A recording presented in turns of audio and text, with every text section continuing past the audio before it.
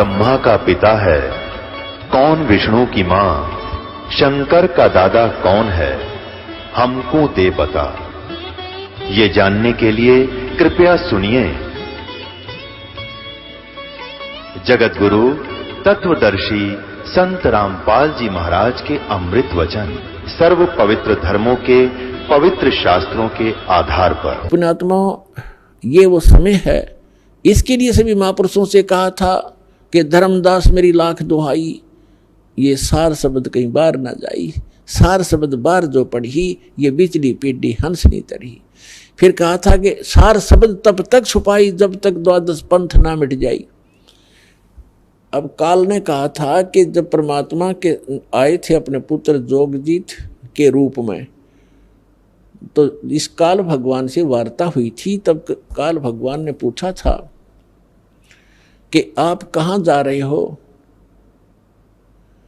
तो परमेश्वर ने कहा था मैं नीचे जाऊंगा तेरे ब्रह्मांडों में, और तूने सबको मिसगाइड कर दिया, भगवान का नाम और निशान मिटा दिया, अपनी महिमा का गुणगान करवाता है, झूठे मंत्र जाप करवा के इनको यहीं डाले रखता है।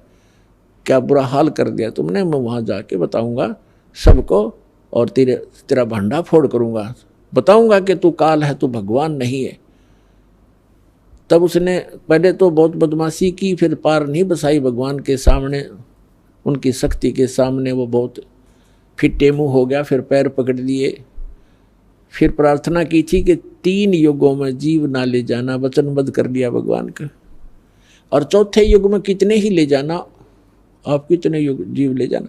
तो काल ने सोचा था कि सतयुग त्रेता द्वापर में इन सब की जो पूंजी है भक्ति की, वो नाश करा दूंगा। अनुपासना करते रहेंगे, संसारिक सुख इनके पूर्व जन्म के संस्कारों से इनको मिलते रहेंगे, और कलयुग में ये सब भक्तिहीन हो जाएंगे, और इनको मिसगाइड करवा दूंगा। अपने काल के दूत भेज के सतलोक और सचखंड की महिमा करवाऊंगा, और वो सारे झूठे नाम देंगे, झूठा ज्ञान प्रचार करेंगे। ये बोली आत्मा क्यों भगवान के लिए भटक ही रहे हैं, और जो गुरु पद पर बैठा है उसके ऊपर विद्यार्थी यानी श्रद्धालु को ऑब्जेक्शन नहीं होता, क्योंकि उसको तो कोरा कागज है, उस पर कुछ भी लिख दे। तो उस समय काल ने कहा था कि 12 पंथ करूं मैं साजा, और नाम तुम्हारा ले करूं आवाजा। 12 पंथ नाम जो ले ही, वो मेरे मुख में आन समोई। और अनेक पंथ चलाऊं, या विद जीवों को भरमाऊं। तीर व्रत चतलाऊं, देवल देव और धाम पुजवाऊं। या विद जीवों को भरमाऊं, जाओ जोग जीत संसारा। और जीव न माने कहा तुम्हारा, जीव तुम्हारा कहा न माने। हमारी ओढ़ हो बाद बखाने, हमारे और हमारे वकील बनेंगे, तुम्हारे साथ वहाँ वाद विवाद करेंगे, ऐसे अज्ञानी बना दिया मैंने। और 12 पंथ करूँ मैं साजा, नाम तुम्हारा ले करूँ आवाजा। 12 पंथ नाम जो ले ही, वो मेरे मुख में आन सुमोई। और अनेक पंथ चलाऊं, उन 12 से न्यारे ये राधा स्वामी पंथ है। ये जड़ है, मूल है इस काल का। और इसी से आगे ये जितने पंथ पनपे हैं, जो सतलोक सचखंड सतपुरुष ने सुना बताने लगे।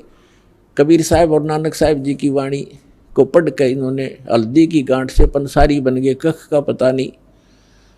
तो ये जो पंथ है, ये काल के चलाए हुए पंथ हैं। तो धर्मदास जी को और इन सभी महापुरुषों से कहा था कि यदि तुमने इसे अभी से डिस्क्लोज कर दिया, तो काल के दूत भी यही ज्ञान, ये मूल ज्ञान है जो दास आपको दे रहा है, ये हो मुख्य ज्ञान, वास्तविक ज्ञान, तत्व ज्ञान, सूक्ष्म वेद। तो परमात्मा ने कहा था इसी ज्ञान को ये काल के दूत घोट लेंगे, यही मंत्र देने लग जाएंगे। ये अधिकारी हैं नहीं, तो इनसे उपदेश प्राप्त करने वालों को भी कोई लाभ नहीं होना, क्योंकि अनधिकारी से बनवाया हुआ एक पासपोर्ट भी काम ना करे। एक दूसरे देश में जाने वाला, हमने जाना बहुत दूर, तो ये नकली संत, नकली डुप्लीकेट ये पासपोर्ट बना रहे हैं, झूठे नाम दे रहे हैं। और इस दास से ये प्राप्त करके सभी मंत्र, यदि कोई नकली स्वयं नाम देने लग जाता है, तो वो भी महापराधी प्राणी है भगवान के दरबार में। वो अधिकारी है नहीं, अनधिकारी। एक लाइसेंस बनवा कर देख लो, ड्राइविंग लाइसेंस, चालक प्रमाण पत्र, वो ही नहीं चले। जब फंसेगा जब पता चलेगा इसको। इसी प्रकार डुप्लीकेट पासपोर्ट बनवा रखा है, और जब हम वहाँ जाएंगे जहाँ इसकी आवश्यकता पड़ेगी, वहाँ पकड़े जाएंगे, सारा जीवन नाश हो जाएगा। तो उस समय कोई नहीं सुनता, पटक देता तो अंदर, बल्कि दोषी और होता है, उसको सजा मिलती है, दोनों को, बनवाने वाले को और बनाने वाले को। तो पुण्यात्मा विचार करो, दास क्या कहना चाह रहा है आपको, किस लिए सतर्क कर रहा है। एक एक पहलू पर 6 प्रकार के प्रमाण देकर के आपको आगाह कर रहा हूं कि आप चेतो, जागो और सतलोक चलो, जहां सदा सुखी रहोगे। यहाँ तो आज से सारी सुविधा आपके पास, कार भी है, कोठी भी है, कोई मिनिस्टर बना है, मंत्री बना, प्रधानमंत्री बना, और कल मृत्यु हो जाए, भविष्य की तो जरा चिंता नहीं हमारे को। हम तो इस संसार के इस भूल भुलैया को ही सब कुछ मान बैठे। तो इस अज्ञान को हटाने के लिए सत्संग की और सतगुरु की आवश्यकता पड़ती है। और सौभाग्य आपका कि आपको ये दोनों ही प्राप्त हुए, सतगुरु भी मिल गए। सतगुरु मिल गए तो फिर तत्व ज्ञान और सत्य ज्ञान और सतनाम और सारा नाम सारा ही मिलेगा। तो कहने का भाव ये है दास का कि झांकी वेख कबीर की, नानक कीती वाह सिखा का गल पड़ी कौन छुटावेता। ऐसे ही एक सिख भक्त को, मतलब तो भक्त यहाँ का हो गया, वैसे सिख का अर्थ तो वैसे शेष होता है। उसे मैं ये वाणी सुनाई हमारे साथ में, जब थोड़ी सी संगत थी और पास पास बैठा करते थे, तो मैंने कहा झांकी वे कबीर की, नानक कीती वाह सिखा का गल पड़ी अब कौन छुटावेता। तो वो कहते हैं जी साड़ी तो छुट गई, कि वह साड़ी तो वह छुट गई, अब हमें यथार्थ ज्ञान हो गया, हम असली सिख बन गए। तो दास यही प्रार्थना करता, असली सिख बनो, असली हिंदू बनो, असली मुसलमान और आप ईसाई बनो। क्योंकि असली का अर्थ होता है शास्त्रों में जो लिखे हमारे ग्रंथ हैं, प्रमाण हैं, उसके अनुकूल जो हम साधना करेंगे, उसी के अनुकूल हम ज्ञान ग्रहण करेंगे, तब हम असली बनेंगे। फिर चाहे हिंदू हो कहो अपने आप को, चाहे मुसलमान कहो, सिख कहो, चाहे ईसाई कहो, क्योंकि धर्म के सभी नियम इकट्ठे हैं और सबकी एक ही जैसे हैं, कोई अंतर नहीं हो सकता धर्म के लिए। उसका नाम भले ही कुछ भी रख लो, जैसे कई टेबलेट होती हैं, गोलियां, उनमें साल्ट वही होता है, नाम कंपनियों का बेशक न्यारा न्यारा हो, वो सेम लाभ देंगी। जब नाम भी अलग हो और उसके साल्ट भी अलग हो, तो वो सभी साल्ट उसमें काम नहीं कर सकते। जिस रोग के लिए वो एक साल्ट निर्धारित है, वही हो तो वो काम करेगी। इसी प्रकार ये समझो। तो प्रसंग चल रहा है कि जिन महापुरुषों को परमात्मा मिले, उन्होंने क्या प्रमाण दिए और हमारे सदग्रंथ क्या बताते हैं। और जब ये दोनों मेल खा जाएंगे, ये दोनों ही एक स्थान पर आकर रुक जाएंगे, तो फिर हम भगवान को पहचानने में कोई गलती नहीं करेंगे, बड़ी आसानी से हम परमात्मा को पहचान लेंगे। इसलिए ये सारे कुछ प्रमाण दिए जा रहे हैं। अब प्रसंग जो चल रहा था कि झांकी वे कबीर की, अब शुक्र है परमात्मा ने दया करी कि जन्म साखी के अंदर ये थोड़ा सा प्रमाण मिल गया, एक ही 2 पंक्तियों में लिखा है। तो आज सिख समाज के ऊपर ये उपकार होगा, एक बहुत बड़ा वरदान सिद्ध होगा। ये जो बाई बाला वाली जन्म साखी, इसको ये समझेंगे और पहचानेंगे। जब नानक साहब जी नाम जाप कर रहे थे, और जन्म साखी को तो प्रत्येक बच्चा परिचित है कि 1 नंबर की और ऑथेंटिक ग्रंथ है सिखों का। और फिर गुरु ग्रंथ साहिब तो है ही, वो तो एक वाणी है उनकी अपनी महापुरुषों की, लेकिन ये भी कम मायने नहीं रखता उनकी दृष्टि में। और तीसरी प्राण संगली के अंदर जो गुरु नानक देव जी की वाणी सिलेक्ट गुरु ग्रंथ साहिब में नहीं आई, तो ये भी एक इनकम्प्लीशन बता रही है कि गुरु नानक देव जी की सारी वाणी नहीं संग्रह हो चुकी। कंप्लीट ज्ञान था उनके पास, जैसे गरीबदास साहिब जी के पास था। तो उसमें से जैसे प्राण संगली अलग बना दी, उसमें से भी कुछ इसमें लिखा है भूमिका के अंदर, प्राण संगली हिंदी वाली में, और पंजाबी में जो पटियाला यूनिवर्सिटी से जो निकलती है, वहाँ से उसमें स्पष्ट किया हुआ है कि उसमें 160 अध्याय थे और केवल 120 ही लिए गए हैं। तो 40 अध्याय रह गए, जिनके अंदर ये सतनाम 2 अक्षर का विशेष डिटेल के साथ था। तो उन महापुरुषों ने जिन्होंने गुरु ग्रंथ साहिब का बीड़ बांधी है, जिल्त बनाई है, इकट्ठी करी से वाणी, तो उसमें कुछ नोविंग इस दृष्टिकोण से भी छोड़ दिया कि इसमें वो सतनाम के जाप का विशेष विवरण है। श्वासों वाले जाप का प्राण संग इसलिए कहते हैं, इसलिए छोड़ दिया कि कहीं कोई सिख समाज का व्यक्ति उस सतनाम के जाप ने करना ले, गुरु ग्रंथ साहब में लिख दिया था, और इनको मर्दाना की तरह हानि हो जाएगी, गुरुदेव की आज्ञा का उल्लंघन होने से वो पाप के भागी बनेंगे, इस दृष्टिकोण से हटा दिया। लेकिन मालिक के खेल न कौन समझाए। अब यहाँ ऐसा प्रमाण धर दिया गाटर के साथ, इसके अंदर जन्म साखी के अंदर, समुद्र की साखी में, कि गुरु नानक देव जी ये नाम जपया करते थे और यही सतनाम है, इसी से मोक्ष होगा। तो कहने का भाव ये है कि अब गरीबदास जी कहते हैं, हम सुल्तानी नानक तारे दादू को उपदेश दिया, जाति जुलाहा भेद न पाया, वो काशी माहे कबीर हुआ। जिन भी महापुरुषों को परमेश्वर मिले उन्होंने उनका बाई ने महिमा की है। जिन मुझको निज नाम दिया, सोए सतगुरु हमारे, दादू दूसरा कोई नहीं, ये कबीर सिरजनहारे।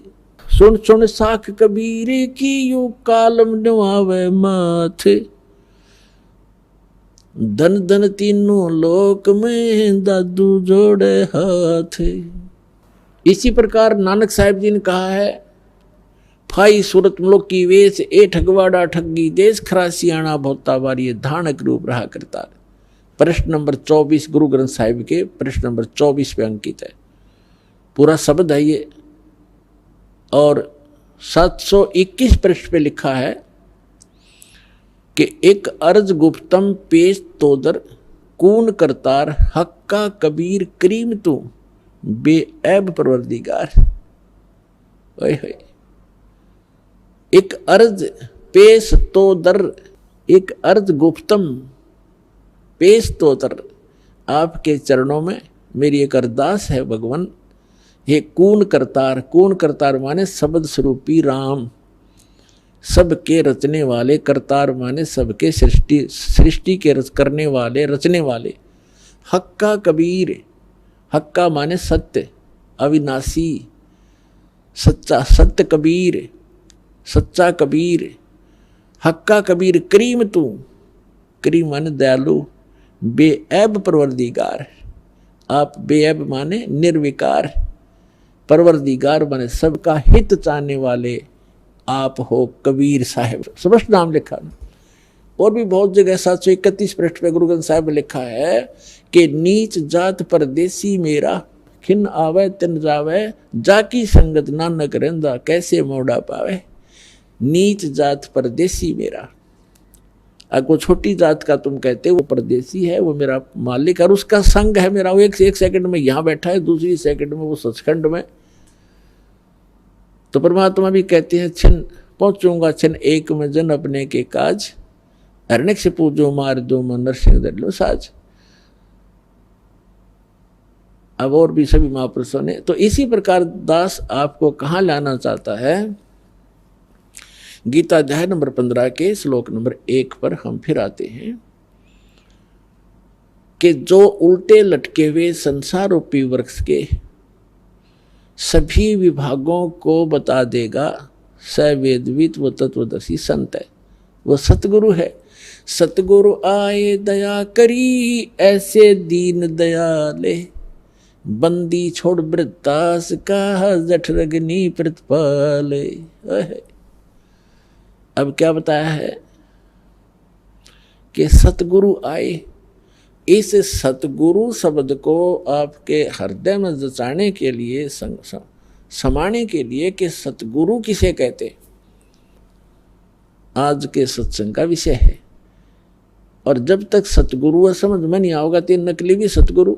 जब आपको ओरिजिनल वस्तु का ज्ञान होगा तो उसके साथ जब डुप्लीकेट को देखोगे तो तुरंत देख लोगे, आपको सारी क्वालिटी का पता होगा, तो रिजेक्ट कर दोगे, नहीं ये सतगुरु नहीं हो सकता। और सबसे बड़ा घोटाला दास ने देखा है अध्यात्म मार्ग में। 100% घोटाला, 100% है। वो तेरा गजब भैया, इतना अनमोल काम। इतना अनमोल जीवन, ये अक्षति पूर्ति तो कभी नहीं हो सकती जो आपके साथ हो रहा धोखा। ये नकली संत और ये गुरु आचार्य शंकराचार्य स्वामी, ये भट्ठा भठारे काजी मुल्ला और ये पंडित, तो पुण्यात्माओं इतना तो कितना भी गोलमाल ना देखा दास ने किसी भी क्षेत्र में। और सबसे मूल काम जीव का यही है, मनुष्य का, ऋषि को इन्होंने भट्ठा बैठा दिया।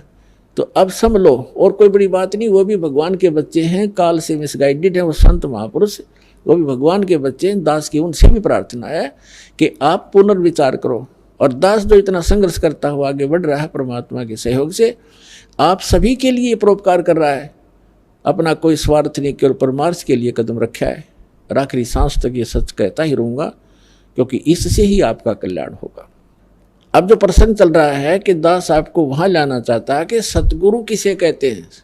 सतगुरु आए दया करी, कौन? गरीबदास साहिब जी की वाणी है यह कि सतगुरु आए दया करी, ऐसे दीन दयाल और बंदी छोड़ वृद्धास का जठक नहीं प्रतिपाल। इसमें कमाल कर दिया, इतने गूढ़ वर्ड हैं ये गरीबदास साहिब जी को जो ज्ञान दिया है कि सतगुरु आए, सतगुरु वो परमात्मा आए स्वयं एक सतगुरु का रूप बना, सतगुरु कहलाए। सतगुरु जो यथार्थ ज्ञान मार्गदर्शन करने वाला, आध्यात्मिक यथार्थ ज्ञान देता है, वो सतगुरु होता है। ऐसे दीन दयाल, हमने ऐसी गलती की और हम फिर भी आके हमें संभाल लिया। और बंदी छोड़ वृद्धास का, वृद्ध माने उसका स्वभाव, उसका गुण है। बंदी छोड़ है, बंदी छोड़ माने अमर करूं सतलोक पठाऊं, ताते बंदी छोड़ कहाऊं। बंदी छोड़ हमारा नामम, अजर अमर है अस्थिर ठामम। हमारा बंदी छोड़ नाम है और हमारा स्थान ऊपर है। ऊपर जैसे स्वामी रामानंद जी को परमात्मा मिले और तब उनसे वार्ता हुई कि उन्होंने खुद बताया कि हम ही अलखला हैं कुतुब गोस और पीर, गरीबदास खालिक धनी हमरा नाम कबीर। फिर कहते स्वामी सृष्टा में सृष्टि हमारे तीर, दास गरीब। गरीबदास जी बता रहे परमात्मा और स्वामी रामानंद जी की वार्ता को अपनी वाणी में परमात्मा से ज्ञान प्राप्त करे। दास गरीब अधर बसूं, अधर माने ऊपर, अधर में, और अवगत सत कबीर, मैं ऊपर रहता हूं। तो यहां परमात्मा ने स्वयं आए, सतगुरु आए दया करी, ऐसे दीन दयाल और बंदी छोड़ वृत्तास का जठक नहीं प्रतिपाल। बंदी छोड़ को डिफाइन किया फिर गरीबदास साहिब जी ने कि कवि साहब ने अपने आप को बंदी छोड़ कहा कि अमर करूं, जन्म मरण का रोग सदा के लिए समाप्त कर दूंगा, उस सतलोक में ले जाऊंगा तुम्हें। अमर करूं सतलोक पठाऊं, सतलोक भेज दूंगा। अर्थात बंदी छोड़ कहाऊं, बंदी छोड़ हमारा नामम, और हमारा जो स्थान है अजर अमर है अस्थिर ठामम। अजर अमर, अजर माने वहां बुढ़ापा नहीं आता, अमर वहां कभी मृत्यु नहीं होती। वो हमारा स्थिर अचल, यानी वो सदा रहने वाला शाश्वत स्थान हमारा, वो वहाँ हमारी राजधानी है, वो हमारा लोक है। आपको वहाँ ले चलूँगा, इसलिए मैं बंदी छोड़ कर लाता हूँ। तो गरीबदास जी कहते हैं सतगुरु आए। अब जैसे स्वामी जी रामानंद जी को सारा कुछ ज्ञान समझाया, फिर वह थोड़ी सी अकड़ और रहेगी उसके मन में।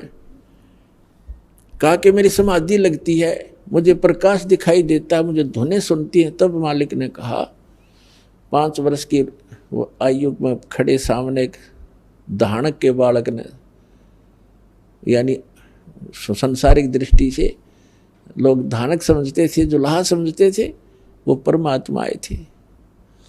क्योंकि वो स्वयं भी कहते हैं हम अवगत से चल आए भाई, हमारा कोई भेद मर्म नहीं पाया। फिर कहते हैं मात पिता मेरे कोई ना ही, ना मेरे गरदासी, और जुल्हे का सुत आन कहाया, जगत करे मेरी हंसी।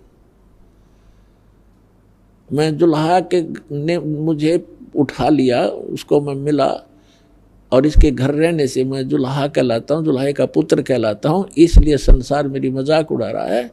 तो मैं पूर्ण परमात्मा हूँ, तारण तरण अभय दाता मैं हूँ कबीर अविनाशी। तो यहाँ रामानंद जी से परमात्मा ने गोष्ठी की रामानंद जी ने कहा जी मैं अंदर समाधिस्थ होता हूँ। जो परमात्मा ने कहा कि समाधिस्थ होइए। अब समाधिस्थ हो क्या, कहाँ जाके त्रिवेणी, कहते हैं योग युक्त प्राणायाम कर और जीत्या सकल शरीर, वो त्रिवेणी के घाट पे अटक रहे बलवीर। आगे जाके 3 रास्ते हो जाते हैं और सामने वाला रास्ता है ऊपर जाने को। तो सामने वाले रास्ते को काल ने ब्लॉक कर रखा है, इनके यहाँ के किसी मंत्र से भी नहीं खुल सकता, ओम से भी नहीं खुल सकता। इसलिए तत्व मंत्र की आवश्यकता है इसके साथ, इस सामने वाले रास्ते को खोलने के लिए। ब्रह्मरंध्र का घाट है, कहते हैं ब्रह्मरंध्र के घाट को खोल न सकता एक, और द्वारे से फिर जाते हैं उससे बहुत अनेक, वहां से धक्के खाकर उल्टे आ जाते हैं और उसको अपनी अंतिम उपलब्धि मान लेते हैं। तब परमात्मा ने कहा कि ये 3 रास्ते हो गए, अब कहाँ जाओगे? अग्नि पता नहीं, बस ये पता तुझे मरने के बाद लगेगा। मृत्यु के उपरांत आप जाओगे इस रास्ते, इस मार्ग पे। इस मार्ग में आगे चल के सबसे पहले धर्मराज का लोक मिलेगा, वहाँ आपका अकाउंट होगा और वहाँ से आप जिस भी इष्ट की उपासना कर रखी है उस लोक में आपको भेज दिया जाएगा। आप विष्णु जी को इष्ट रूप में पूज रहे हो, आपको विष्णु लोक में जाओगे और वहाँ अपने पुण्यों को समाप्त करके फिर 84 लाख में फिर आओगे। इन बातों से तो स्वामी जी परिचित भी थे। फिर बताया कि सामने वाला जो मंत्र है ये ब्रह्मरंध्र का द्वार है, इसने खोल के दिखाओ किसी भी मंत्र से, किसी योग से, साधना से। सारे कुछ कर लिया लेकिन नहीं खुला। तो परमात्मा ने कहा कि मैं खोलूं इसको, खोलो जी।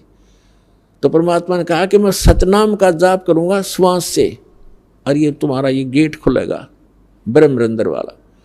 तो सतनाम का जाप मालिक ने, वो तो लीला थी, वैसे भी खोल सकते थे लेकिन हमारे लिए हथियार बताया है, तो तुरंत वो कपाट खुल गए। सतगुरु खोल ले बजर कपाटा, बजर के कवाड़ खुल गए एकदम फटाक देसी।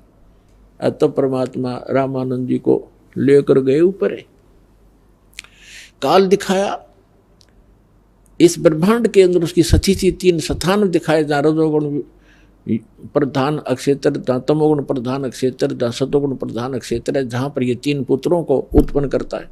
फिर ऊपर तपस्शिला दिखाकर फिर जो 11वां द्वार पार किया, 11वां द्वार प्रवेश होता है इस 7 संघ ब्रह्मांड जो है अक्षर पुरुष का, उसमें प्रवेश होते हैं। और वो सतनाम का जो दूसरा मंत्र है तत्, उसकी शक्ति से, उसकी कमाई से उसमें प्रवेश किया जाता है। फिर 12वां द्वार है जो अक्षर पुरुष के लोक की सीमा को पार करके भौर गुफा में प्रवेश करते हैं। तो भौर गुफा से आगे सतलोक आ जाता है। भौर गुफा तो वैसे प्रत्येक ही लोक में जाने के लिए वो आती है, प्रत्येक की वो अपने अपने डोडी सभी की लग बनी हुई है। तो फिर 12वां द्वार पार करके सतलोक आता है। अभी तक ये कोई 10वें में शोर मचा रखा था। एक जम्मू में रांजड़ी के अंदर मधु परमहंस का कख पता नहीं, उसने गलती से एक 11वीं खिड़की पढ़ ली कबीर साहब ने, कबीर साहब के कबीर सागर में। छाती कुटे 11वां द्वार पा गया, किसी को नहीं ब्रह्मांड में पता 11वां द्वार पा गया।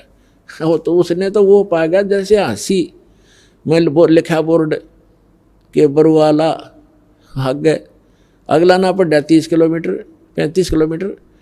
तो वही बात है कि कबीर साहब की वाणी में 12वां द्वार बताया है, 12 दर मद बस मोरा बालुम ताहवा ध्यान लगाओ हो। गरीबदास जी ने कहा है कि असंग जन्म तर मरत्या होगे जीवित क्यों नाम रह रे, और 12 दर मद महल मठ बोरे बहुर ना दे धरे रे। वो 12वां द्वार पार करके वो स्थान है जहाँ पुनः जन्म नहीं होता। तो इस प्रकार जब रामानंद जी को ऊपर ले गए और सिंहासन पर, एक गुंबज के अंदर बहुत बड़ा सुंदर सिंहासन है, सफेद मालिक के सिर पे मुकुट है और ऊपर सफेद ही छत्र है और मालिक के मुकुट से बहुत गजब की, बहुत ही अच्छी एक प्रकाश और चमक अजीब व गरीब है। तो वहाँ जाकर रामानंद जी ने देखा कि सचमुच भगवान तो ये है। तो कबीर साहब चौर करने लगे उस परमात्मा के ऊपर, नीचे से बालक रूप में गए थे।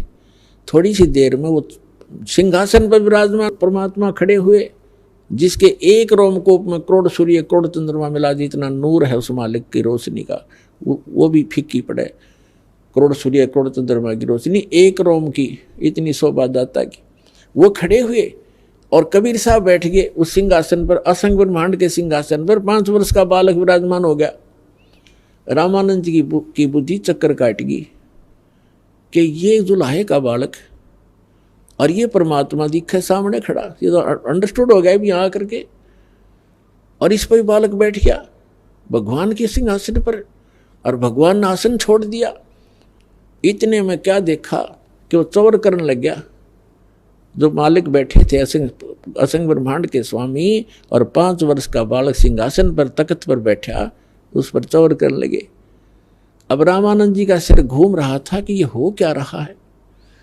इतने में क्या हुआ, वो ये सोच रहा था इनमें भगवान कौन सा है। तेजो में शरीर जो वाला भगवान था, वो 5 वर्ष के बालक जो सिंहासन पर बैठा था उसमें समा गए, और वहाँ उस उतनी ही तेज उस मालिक के 5 वर्ष के बालक के उस शरीर की होगी। एक एक रोम को इतना तेजों में हो गया, और चवर अपने आप घूम रहा है। तब परमात्मा ने कहा कि रामानंद, अनंत कोट ब्रह्मांड का एक रति निभार और सतगुरु पुरुष कबीर हैं ये कुल के सिरजनान, गरीबदास जी का। तो परमेश्वर ने कहा कि आप अभी भ्रम में थे बच्चा, और जाओ अब नीचे अपना। अब स्वामी जी जो ही वापस आए, और परमात्मा ने वहाँ कहा था कि सतनाम से मोक्ष होगा, इस ओम के नाम तो नहीं। तुम ओम नाम पर गाटा जोड़ रहे हो, तुमने तो हासी तल देख लिया। 35 किलोमीटर, 35 ना पड़ा, बरवाला जुड़े बैठेगी झोला टेक के, ये बरवाला आ गया। तब उन्हें नीचे छोड़ दिया। नीचे छोड़ता एकदम समाधि टूटी, शरीर से बाहर होश में आया। समाधि क्या चीज है, अंदर हमारे नज़ारे बने हुए इस बॉडी के अंदर चैनल लगे हैं, जिसको कमल कहते हैं, कमल चक्कर कहते हैं। एक सबसे नीचे गणेश जी का चक्र है, ये रीढ़ की हड्डी है, ये भी बैकबोन बोला जिसने। इसके एंड में जहाँ गुदा के पास ये समाप्त होती है, उससे 2 उंगल ऊपर गणेश जी का एक चक्र है, कमल जैसी पंखड़ियाँ की कांचड़ी सी बनी हुई हैं। और उसको जब इस प्रथम मंत्र में आपको दिए जाते हैं, इन सभी कमलों को ये चैनल ऑन करने के लिए मंत्र दिए जाते हैं, क्योंकि अब आपके सब के भक्तिहीन हो, और ये सभी कमल पिचके पड़े हैं जैसे गाय भैंस के दूध ना हो सतन में। जो भैंस का दूध ना हो, यानी ना बच्चा उत्पन्न हुआ हो और दूध छूट नहीं आ रहा हो, तो उस समय उसके थन ऐसे लटके रहते हैं सतन। और जब वो नए सिरे से बच्चा पैदा करती है, फिर वो भर जाते हैं ऐसे, बिल्कुल जब दूध आता है फूल जाते हैं। इसी प्रकार आपकी जो भक्ति स्टार्ट होएगी, इस भक्ति से आपके फिर ये सभी कमल खिलने शुरू होंगे। अब तो ये न्यू मुरझा रहे, फिर धीरे धीरे ऐसे कर लेंगे इस मंत्र की भक्ति से। तो जो महापुरुष ऋषि महर्षि हुए क्या किया करते थे, साधना करा करते, अठयोग कर करके। तो भक्ति कौन करेगा, आपको बताया कि जो पूर्व जन्म के संस्कारी होंगे वे भक्ति पर लग रहे हैं, बेचारे संघर्ष कर रहे हैं, चाहे उनको कहीं जाना पड़े, कुछ भी करना पड़े, घर भी त्यागना पड़े, वो तैयार हैं करने को। लेकिन रास्ता ना मिलने से वो सब सेक्रीफाइस भी व्यर्थ होता है, वह कुर्बानी भी गलत सिद्ध हुई उनकी। तो उन्होंने ये करती रहते, तो गलती से उनकी समाधि लग गई, किसी भी कमल में पहुंच गई। मूल कमल में गणेश जी, उससे 2 उंगल ऊपर है सावित्री ब्रह्मा जी का जो स्वाद चक्र है। फिर नाभि जो सुंडी है, नाभि इसके पीछे रीढ़ की हड्डी पर नाभि कमल है। यह दोनों सतनों के बीच में यहाँ हृदय कमल है। तो नाभि कमल में विष्णु और लक्ष्मी जी का चैनल है, जो उसके लोक में जो कार्य हो रहे हैं इस बॉडी के अंदर सबको सब देख सकते हैं, जिनके ये चैनल ऑन हो गए, वर्किंग में आ गए। अभी तो सब ये कंडेम हुए पड़े हैं, कनेक्शन है नहीं आपके पास, ही चलेंगे क्यों कर। तो अब फिर कंठ कमल है, ये कंठ कमल इसकी यहाँ नहीं, यहाँ पर जाए थोड़ी सी बैंड होती है, तो यहाँ पर इस दुर्गा जी का अष्टंगी का माया का कमल है। और फिर आगे त्रिकुटी यहाँ वैसे बताई जाती, यहाँ नहीं होती, यहीं बैक साइड में एक सीधा ऊपर से आ रहा है। फिर यहाँ सहस्रार कमल है यहाँ पर, जहां हिंदू चोटी रखा करते वो सहस्रार कमल की पहचान थी। तो कहने का भाव यह है कि ये चैनल लगे और गलती से वो ऋषि किसी चैनल में प्रवेश कर गया पिछले, और उसमें क्या नज़ारे हैं, जैसे किधर अप्सराएं नाच रही हैं, कहीं पर झरने बह रहे हैं, कहीं पर कोई झांकी निकल रही है किसी उस देव की, कहीं कुछ हो रहा। तो वो समाधि तभी टका है ये मन, इसने यहाँ से कोई अलग वस्तु अच्छी दिख जाए वो वहाँ कुछ देर टिक जाता है। तो हम सोचा करते समाधि ला रहे हैं ये, और ये डोहे थे डले, डिम्ब करें डूंगर चढ़ाएं ये अंतर झिनी जोल, और जग जाने भक्ति करें ये बोवें सोल बबूल। तो समाधि जैसे आप 3 घंटे उसमें जाते हो, फिल्म में जाया करते थे, अब तो नहीं जाना है और ना हम जाते हैं। तो 3 घंटे का पता नहीं चला था कि उसमें एक तो एक बकवास देखने मिल रही थी, तो मन तो वहीं टकेगा जहाँ इसने बकवास पाओगी। आप कहीं बस स्टैंड पर खड़े हो बस की इंतज़ार में, कभी बैठेगा और फिर उठ कर देखेगा कोई आई बस है, यानी 2 मिनट नहीं टकने दे आदमी ने, और वो हजारों वर्ष बैठ के किस लिए कि अंदर वो बकवास देखा करते। तो ऐसे ही रामानंद जी समाधिस्थ होकर बकवास देखा करता। जब वो नीचे आया और सामने वो परमात्मा फिर 5 वर्ष की आयु का सामने बैठा पाया, हाथ जोड़कर और चरणों में गिर के कहते हैं, तब क्या कहा कि बोलत रामानंद जी सुनो कबीर करतार, नहीं तो धाने कर जुलाहा छोटी नीच मेरे से दूर हो जा। दूर खड़ा कर रखा था पर्दा ला के, और फिर कहते हैं कि बोलत रामानंद जी सुनो कबीर करतार, गरीबदास सब रूप के तुम ही सर्जनार। दो ठोड़ है एक तू भया एक से दो, और गरीबदास हम कारणे आए हो समझ दो। तुम साहेब तुम संत हो, तुम सतगुरु तुम हंस, और गरीबदास तेरे रूप बिना और न दूजा अंश। अब दास आपको ये समझाना चाहता था कि सतगुरु आए दया करी, ऐसे दीन दयाल और बंदी छोड़ वृत्तास का जठक नहीं प्रतिपाल। तो यहाँ रामानंद जी भी कह रहे कि तुम साहेब तुम परमात्मा ही भी तुम ही हो, और तुम साहेब तुम संत हो, जो संत के अंदर क्वालिटी होनी चाहिए वो आप हो। तुम सतगुरु तुम साहेब तुम संत हो, तुम सतगुरु तुम हंस, सच्चे गुरु भी आप ही हो।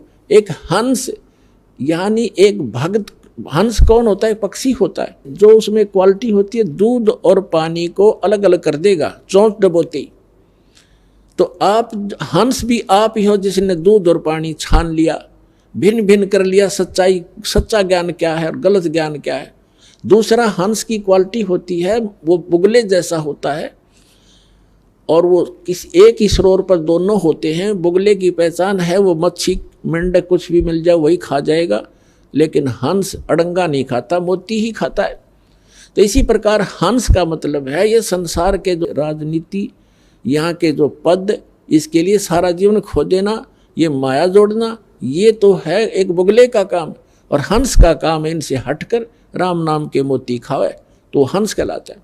तो यहाँ बताया है कि तुम साहेब तुम संत हो, साहेब माने भगवान, और तुम सतगुरु तुम हंस, सतगुरु भी आप ही हो क्योंकि सच्चा ज्ञान आपके पास है। तुम एवं माता चाहे पिता, तो वो गुण है और ये भी गुण आपके अंदर ही है।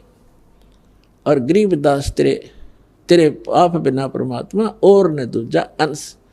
तो यहाँ दास को समझाना चाहता है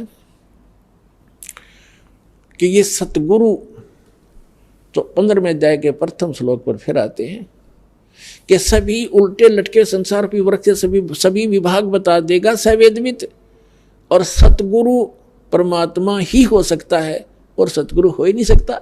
परमात्मा बिना सच्चा ज्ञान देगा कौन? बच्चे अपने पिता की सारी जीवन शैली को कैसे बता सकते हैं? वो खुद ही बतावे लिख दे तब आगे हम बता सके। तो परमात्मा स्वयं ही सतगुरु ही बनकर आते, और ये वेद बताते हैं कि परमात्मा ऊपर के लोक में बैठा है, वहाँ से सिंहासन की पर बैठा है, राजा की तरह देखने वहाँ से चल कर आता है, अच्छी आत्माओं को मिलते हैं और सच्चा ज्ञान देता है उनको, वो सतगुरु। तो यहाँ क्या बताया? सतगुरु रूप में आए परमात्मा ने गीता अध्याय नंबर 4 के श्लोक नंबर 32 में सच्चिदानंद घन जो अपनी मुख कमल से वाणी बोलते हैं, अक्षर पुरुष एक पेड़ है, सर पुरुष वा की डारे, और तीनों देवा शाखा हैं ये पात रूप संसारे। उस परमात्मा ने 600 वर्ष पहले अपनी सच्चिदानंद घन ब्रह्म की वाणी में सुख संवेद में अपने मुख से बोला है कि अक्षर पुरुष एक पेड़ है, जमीन से बाहर जो दिखाई देता उसको पेड़ बोलते हैं, और जड़ गुप्त है वो नहीं बताई, वो दास बताने आया है उसके, उस परमात्मा का भेजा उसका दास कि वो कबीर इज गॉड, जो मूल रूप भगवान है, सबका मालिक। तो यहाँ परमात्मा ने गीता अध्याय नंबर 15 के श्लोक नंबर 1 में बताया है कि जो इस संसार रूपी वृक्ष से सब विभाग बता देगा वो है तत्वदर्शी संत, वो सतगुरु है। तो उस परमेश्वर ने आके बताया अक्षर पुरुष एक पेड़ है, सरपुरुष वा की डार, निरंजन जिसको ज्योति निरंजन कहते, और तीनों देवा शाखा हैं, ये पात रूप संसार, विभाग बता दिए सारे। तो ये सतगुरु की पहचान है। तो कहते हैं तुम कौन राम का जपते जापम, अर्थात कटना तुम्हारे तीनों तापम। तुम जिन भगवानों की भक्ति करते हो उनसे तुम्हारे 3 ताप भी नाश नहीं हो सकते, भूत प्रेत भी नहीं भाग सकते, और तुम मोक्षतः 100 कोस की बातें। और सतगुरु मिले सर्व सुख होई, अब सतगुरु मिलेंगे सब सुख होंगे। समर्थ का शरणा गहो रंग होरी हो, और कभू ना हो काज राम रंग होरी हो। तो पुण्यात्माओं, आपका कर्तव्य बनता है, कहते हैं आप तेरे जगतार ही, आपका तो कल्याण निश्चित है यदि मर्यादा में रहोगे और भक्ति करते रहोगे, आपका और आपके परिवार का तो कल्याण निश्चित है। लेकिन आपका ये भी कर्तव्य बनता है, फर्ज बना है, भूले न राह बतावे, जिसको ज्ञान नहीं है, भटक रहे हैं, उनको कोशिश करें समझाने की, लेकिन प्यार से। किसी को आप समझाने की चेष्टा करोगे उसको एक बार तो कड़वा लगेगा। आपको भी ऐसा ही महसूस हुआ होगा प्रारंभ में, हमें भी ऐसा ही लगा था। जैसे गोरखनाथ जी को परमात्मा ने कहा था, गोरखनाथ मैं सबका गुरुआ, मैं सबका गुरु हूँ पूरे विश्व का। तो गोरखनाथ जी कह रहे थे आपका तुम्हारा वचन मोह लाग गए कड़ुआ। आप जो कह रहे हो ना अपने आप को मैं सबका मार्गदर्शक हूँ, गुरु हूँ, ये बात मुझे अच्छी नहीं लगती, कड़वी लगती है, बुरी लगती है। तब परमेश्वर ने कहा था कि कड़वा लगे सो मीठा होई, हमारी बात पतीजा जोई। हमारी बात पर विश्वास करोगे तो आज जो आपको कड़वा लग रहा है एक दिन मीठा होगा। तो पुण्यात्माओं, आपका कर्तव्य बनता है इस परमेश्वर के सच्चे ज्ञान को अपने भाई बहनों पूरे विश्व के सभी हम एक वहाँ तक पहुँचाओ, जन जन तक पहुँचाओ। हम सभी एक परमात्मा के बच्चे हैं। हम अपनी अनजानपने में भिन्न भिन्न हो गए, गलत गुरुओं ने हमें बांट दिया, तो हम फिर एक हो सकते हैं। इस परमात्मा के ज्ञान को जन जन तक पहुँचाओ। यहाँ आश्रम से जो प्रचार की सामग्री ले जाओ और कोशिश करो सब तक पहुँचाने की। आपको एक और विशेष उपकार होगा, आत्म प्राण उद्धार ही, ऐसा धर्म नहीं और एक जीव को काल के उस पाड़े ते छुटवा के सतलोक आश्रम में जोड़ने का इतना पुण्य होगा जैसे करोड़ गऊओं को कसाई से बचाने का एक पुण्य होता है। तो आपको इतना पुण्य होगा, आप भी प्रचार करो और प्यार से करो, किसी का संघर्ष नहीं करे। कोई आपको बुरा भी बोला, आपका भाई बहन समझ के कि इसको पता नहीं है, तो उसके साथ विरोध नहीं करे, आगे चल पड़े। जिसको सुहा उसको ज्ञान समझावे और यहाँ से पुस्तकें लेकर वो बांटो और सबका कल्याण कराओ। बोलो सतगुरुदेव की जय। परम पिता परमात्मा पूर्ण ब्रह्म सारी सृष्टि के रचनहार कबीर देव कबीर साहेब कबीर परमात्मा जी की असीम रजा से आप सभी पुण्यात्माएं इस पवित्र स्थल पर पहुंच पाए और सत्संग के अंदर आने से इस भूले हुए प्राणी को वो यथार्थ उद्देश्य, जीने का जो वास्तविक टारगेट है, उद्देश्य है, लक्ष्य है, उसका ज्ञान होता है।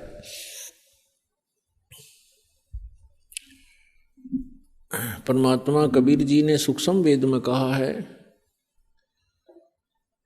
सतगुरु के दरबार में जाइयो बारंबारे, भूली वस्तु लखावही ही है सतगुरु दातार।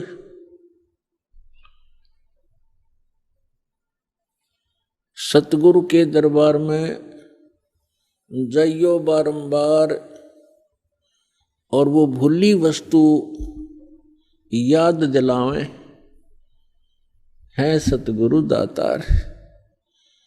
जब तक हमने ये तत्व ज्ञान नहीं सुना था, हम आम संसार की ही तरह उन्हीं को देखा देखी, माया का संग्रह करना उद्देश्य था, बहुत ज्यादा धनवान बन जाऊं ये टारगेट था, और बनना बनाना वही था जो मस्तिष्क में लिखा हुआ है।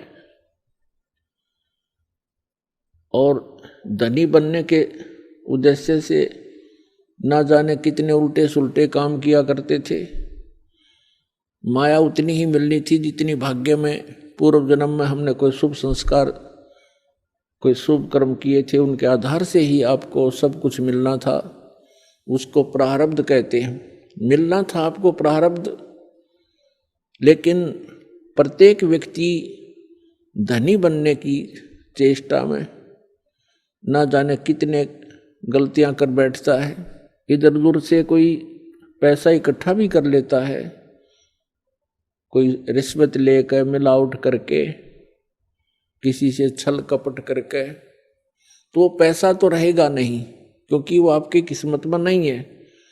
उसके कारण आपको वो पाप जो इकट्ठे किए उस धन को संग्रह करने में, संचित करने में, वो आपके पास परमानेंट रह जाएंगे और वो धन, वो माया, वो संपत्ति नहीं रहेगी। तो जब तक हमें ज्ञान नहीं था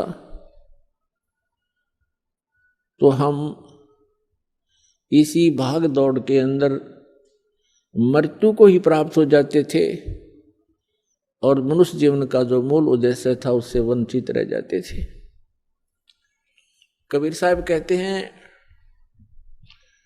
राम नाम कड़वा लगे मीठे लगे दाम, दुविधा में दोनों गए माया मिली न राम। वैसे तो हमारे जीवन में बहुत सी घटनाएं घटती हैं जो हमारे को बहुत अच्छी शिक्षा देते हैं, लेकिन हमें सत्संग में आए बिना, जब तक हम सत्संग में नहीं पहुंचते तो हमारे हृदय में वो चोट नहीं लगती जिससे हम सतर्क हों। तो सत्संग में आने से इस प्राणी को जो ये गलतियां करता है उसका आभास होता है कि सचमुच ये बहुत भयंकर भूल बनी हमारे से, और आगे वो चेष्टा करना प्रारंभ कर देता है कि हे भगवान, आगे गलती करूंगा नहीं। लेकिन जब तक परमात्मा का सहारा आपको नहीं मिलेगा तो आप गलतियां करने से रह भी नहीं सकते। कारण क्या है? जैसे हमारी परंपराएं इतनी खराब बन गई हैं, कोई लड़की का विवाह करना चाहता है, हमारा सिर घूम गया लड़के वाले का, वो सोचता है कि लड़की वाले को लूट लूं और बहुत ज्यादा धन लूं, अच्छा कोई बढ़िया लोग दिखावा, जो भी कोई अच्छा दहेज प्राप्त करूं। अब कन्या तो उसके भी है, जिसका लड़का उसके लड़की भी होगी, एक आध को छोड़कर। तो उस समय वो भूल जाता है कि कन्या तेरे घर भी है और आपने भी इसका विवाह करना है। यदि उस सामने वाले की तेरे जैसी नीयत होगी तो कैसे विवाह कर पाओगे इस बेटी का? तो इस प्रकार हम ये परंपराएं हम इतनी खराब कर चुके हैं, अब हमारे बस से बाहर होगी, एक रूटीन बन गया। तो भगत ने सबसे पहले इन कुरीतियों से उल्टा हटना पड़ेगा, आपने बैक आना पड़ेगा। समाज को देखकर आप नहीं जी सकते और ना आप भक्ति कर सकते, और इस अनमोल कार्य से आप वंचित रह जाओगे। आप जी ने विवाह करना है बिल्कुल सिंपल वेत साधारण। एक उदाहरण बनाओ समाज के अंदर, संसार के अंदर। देखो ये परंपराएं हमने बनाई हैं और हम इसको फिर रिड्यूस करेंगे, कम करेंगे, सारा संसार सुखी होगा। अब यहां विवाह करते हैं, बहुत सी ऐसी घटनाएं घटती हैं। पहले दिन लड़के वाले खूब नाच रहे हैं, माच रहे हैं, डीजे बजा रहे हैं, धरती तोल रखी है। अगले दिन वो दूल्हा साथ में उसके 5-7 साथियों समेत दुर्घटना के अंदर मृत्यु को प्राप्त हो जाता है। बारात जा रही थी, अब पहले दिन तो डीजे बाज रहे हैं, सब नाच रहे हैं कंजरों की तरह, बहन भी, बेटियां भी, माँ भी, बाप भी सरेआम। अगले दिन वो मृत्यु को प्राप्त हो जाता, जिसके ऊपर वो नाच और माच रहे थे अब टक्कर मार कर रो रहे हैं। अब चाट ले उस डीजे ने, सिर पर धर ले उस दहेज ने। तो पुण्यात्माओं, ज्ञान बिना दुखी हो रहे हम, और ज्ञान परमात्मा बिना हमें कोई नहीं दे सकता, क्योंकि हम गलत लोक में रह रहे। ये लोक बहुत गंदा है, यहाँ कोई भी दूसरे को सुखी देखकर प्रसन्न नहीं, और ये काल की प्रेरणा से है। जब हम भगवान की शरण में आएंगे हमें सद्बुद्धि मिलेगी, और तब हम भगवान से डरेंगे। जैसे हम हिंदू समाज में उत्पन्न हुए और जिन भगवानों की हम पूजा करते हैं, श्री ब्रह्मा, श्री विष्णु, श्री शिव जी को हम, श्री विष्णु और शिव जी की तो हम पूजा करते ही थे। ब्रह्मा जी को वैसे ही नकलियों ने रिजेक्ट कर रखा था उनकी अपनी सोच से। फिर भी जब आप सृष्टि रचना पढ़ते हो, परमात्मा कबीर जी की बताई हुई जो दास ने आपको वर्णन करके सुनाई है, उसके अंदर आप देखते हो कि जब दुर्गा जी ने अपने तीनों पुत्रों का विवाह किया, उस समय ना कोई बराती था, ना कोई बाती था, और ना कोई वहां पर लाडू जलेबी बकवाद कर रखी थी। सिंपल वे से कह दिया, बेटा या तेरी पत्नी, इसका नाम, ब्रह्मा जी को कहा कि ये तेरी पत्नी, इसका नाम सावित्री है, आप जाइए अपना घर बसाइए। विष्णु जी से कहा कि ये तेरी पत्नी, इसका नाम लक्ष्मी है, जाओ बेटा अपना घर बसाओ। और तीसरे से कहा कि इसका नाम उमा है, और जा शंकर बेटा अपना घर बसाओ। उससे हम इतना सारा संसार उन्हीं से उत्पन्न हुआ। तो पुण्यात्माओं, ये बाद में तो शिव जी की बरात और भूत और प्रेत, ये कोरी बकवास दिखाई जाती है। तो हमने अपनी बेटी को पराई करना है, वचन से होता है, और भगवान का जो नाम मंत्र आपको मिल जाएगा बेटी को या बेटे को, उस जैसा दहेज इस धरती पर नहीं है। परमात्मा की पावर का कनेक्शन मिल जाएगा, सदा सुखी रहेगा, भगवान उसके साथ रहेगा। तो अपने इस बात का डर बना रहना चाहिए कि आज हम किसी से दहेज लेते हैं तो ये हमारे ऊपर कर्ज बन गया, और इस कर्जे को हमने देना पड़ेगा। कभी भैंस बनोगे उसकी, लड़की वाले की अगले जन्म में कहीं ना कहीं, या गधा बनोगे या खच्चर बनोगे, उसका पूरा पाई पाई देना होगा। गरीबदास साहब जी कहते हैं, तुमने उस दरगाह का मैल नहीं देखा, और धर्मराज के तिल तिल का लेखा, एक एक पाई का, एक एक नए पैसे का हिसाब आपको करना पड़ेगा। तो यहां पुण्यात्माओं, भगवान से डर के आपने चलना पड़ेगा, समाज से बिल्कुल बाइकाट करना पड़ेगा। बाइकाट का मतलब ये है कि उनकी परंपराओं में सहयोग लेना ना देना, और साधारण तरीके से रहना। ठीक आपके पूर्व जन्म के संस्कार अच्छे हैं, चाहे कोई मकान भी बना लो, कैसा ठीक सा बना लो, कोई कार भी ले लो, मोटरसाइकिल भी प्राप्त कर सकते, क्योंकि आज कलयुग है।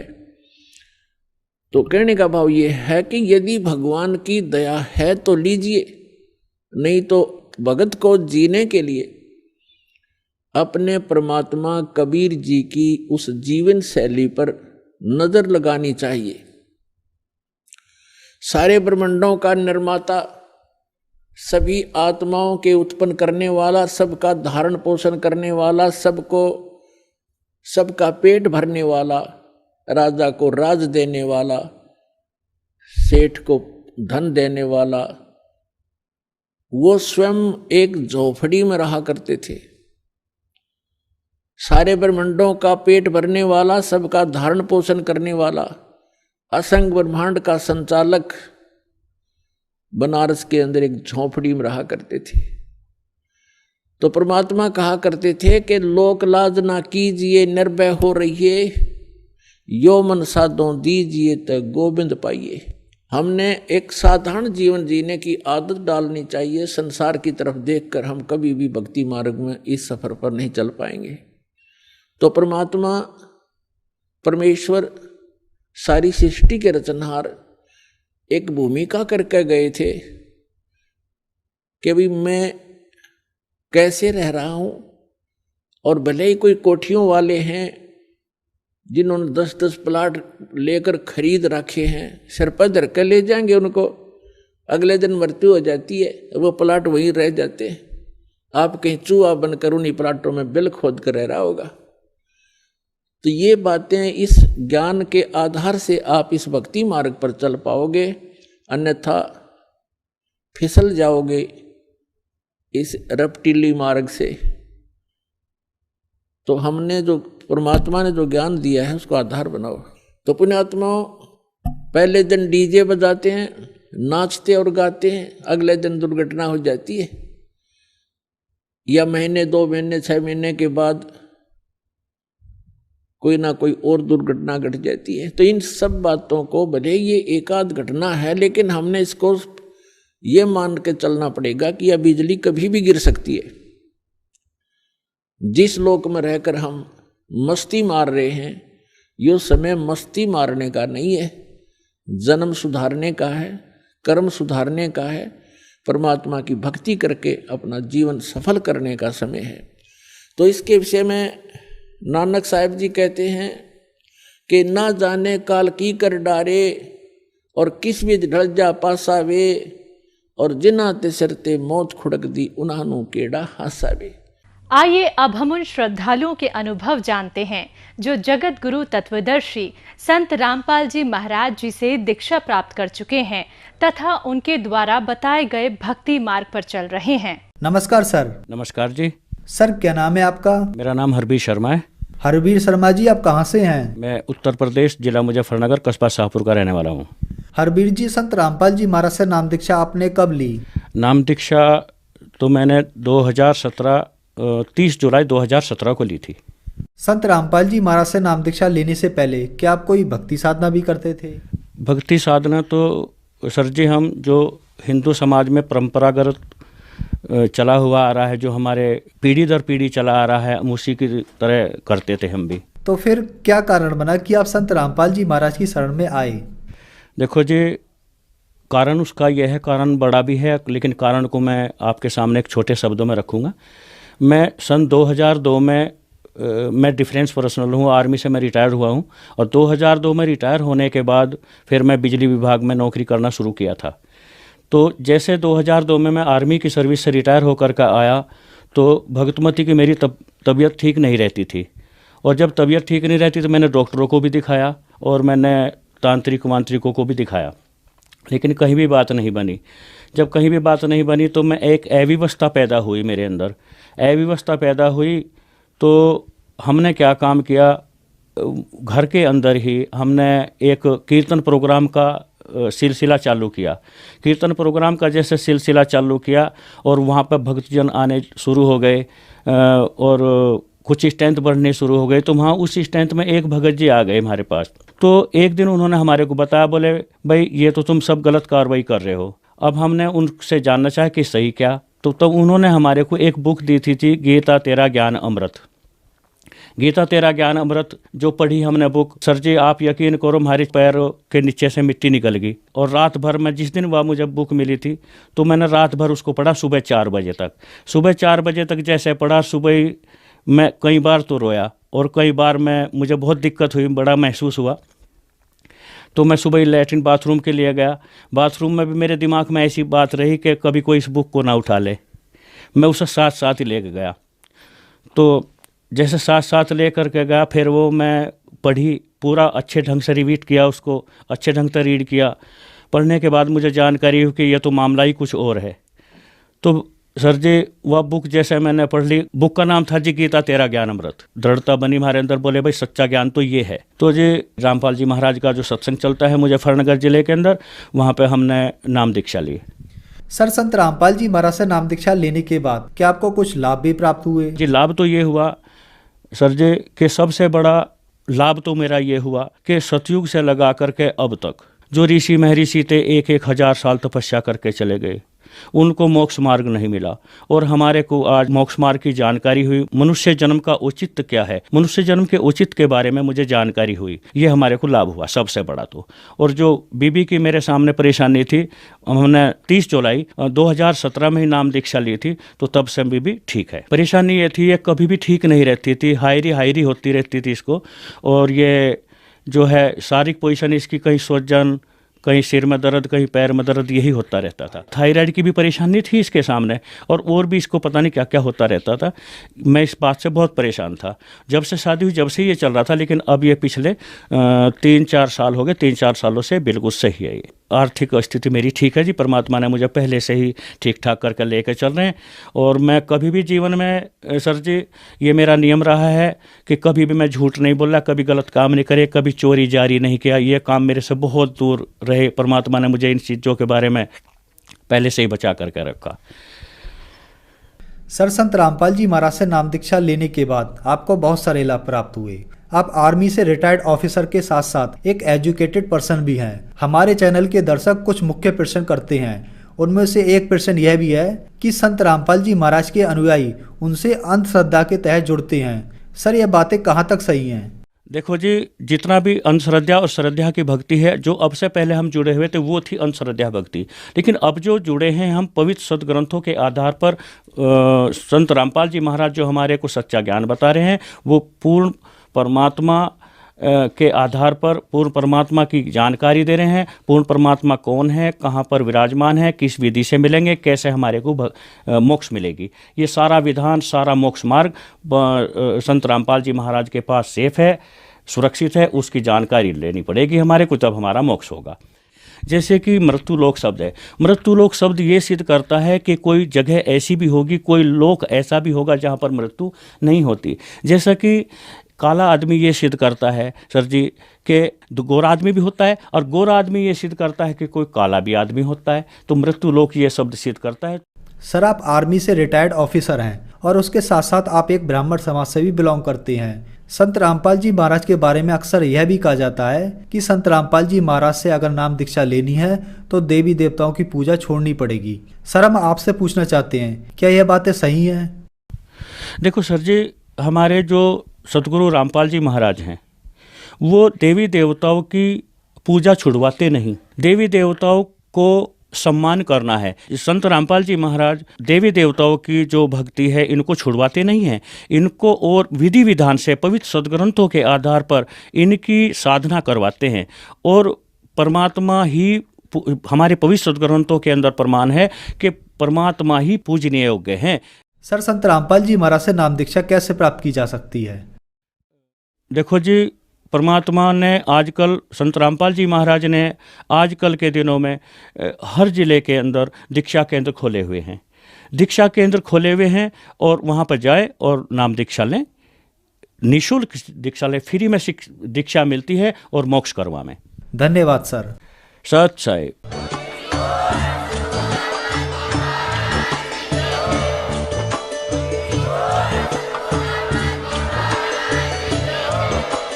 आप सुन रहे थे जगत गुरु तत्वदर्शी संत रामपाल जी महाराज जी के मंगल प्रवचन। अधिक जानकारी के लिए विजिट कीजिए हमारी वेबसाइट www.jagatgururampalji.org। संत रामपाल जी महाराज जी के शुभ आशीर्वाद से पूरे विश्व भर में 500 से भी ज्यादा नाम दीक्षा केंद्र हैं, जिन पर संत रामपाल जी महाराज जी द्वारा ऑनलाइन निःशुल्क नाम दीक्षा दी जा रही है। अपने नजदीकी नाम दीक्षा केंद्र का पता करने के लिए